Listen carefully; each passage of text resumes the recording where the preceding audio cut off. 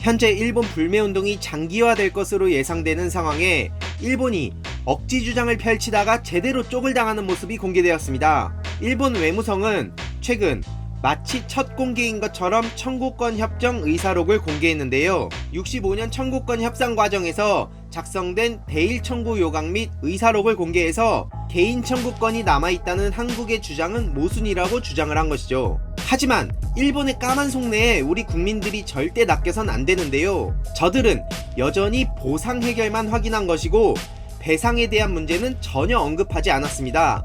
즉, 이건 새롭게 공개한 내용도 아닐 뿐더러 심지어 한국 대법원조차 이미 검토했던 내용입니다. 아마 3일 후 예정된 화이트리스트 관련해서 한국을 배제시키고자 여론 관리에 나선 게 아닌가 싶습니다. 이미 일본을 제외한 국제사회 여론뿐만 아니라 특히 한국 국민들은 이 상황을 총칼 없는 전쟁에 비유하며 일본 불매운동에 자발적으로 동참하고 있습니다.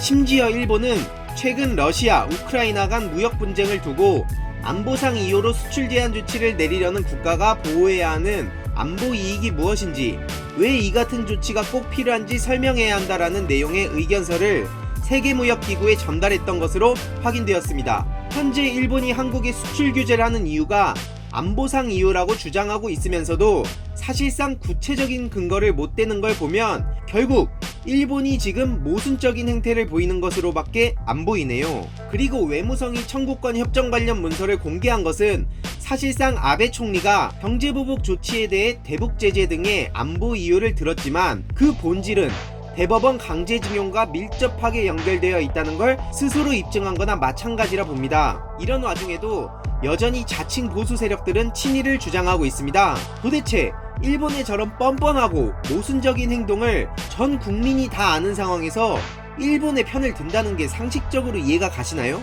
91년 일본 외무성도 개인 청구권이 소멸되지 않았다라고 말했는데 갑자기 입장을 바꾼 일본을 탓해야지 어떻게 화살을 한국으로 돌릴 수 있는지 저는 도무지 이해가 안 갑니다. 이번 기회에 국내에 남아있는 친일 세력들이 누군지 확실히 파악해둘 필요가 있다고 봅니다. 아무것도 모르고 신나게 정부 까는 소위 우파코인에 탑승한 사람들이 앵무새처럼 한국을 까고 있던데 그중 일부는 분명히 똥줄이 탈 거라 확신합니다. 애초에 자신의 신념과 철학 없이 돈 되고 인기 좀 얻는 것 같으니까 신나게 정부 욕하다가 어느 순간 정신 차려보니 우파가 아니라 친일 매국 행위를 하고 있네? 그런데 이제 와서 발 빼자니 이미 그들과 하나가 되어버렸고 어떡하지? 자업자득이죠 뭐. 일본 불매운동이 장기화될 것으로 예상되는데 도대체 어디까지 가는지 한번 지켜봅시다.